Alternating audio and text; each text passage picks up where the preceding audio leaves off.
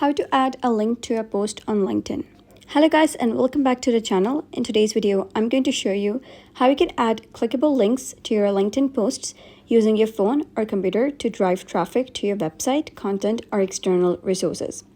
So in this tutorial, I'm using an iOS device. If you're having Android or laptop or computer, you can follow similar steps if you're having the LinkedIn application.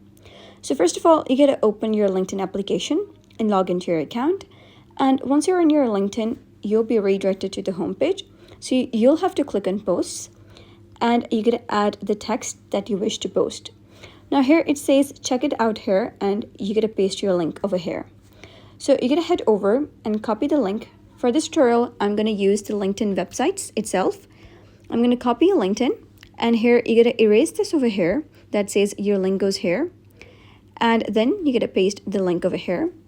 And once done, you'll be able to see a preview of the website over here. And then you get to head over, click on post, and you're good to go. So that was how you can add a link to a post on LinkedIn. So if you found this guide helpful, give it a thumbs up and don't forget to subscribe for more helpful tutorials. I'll see you in the next video.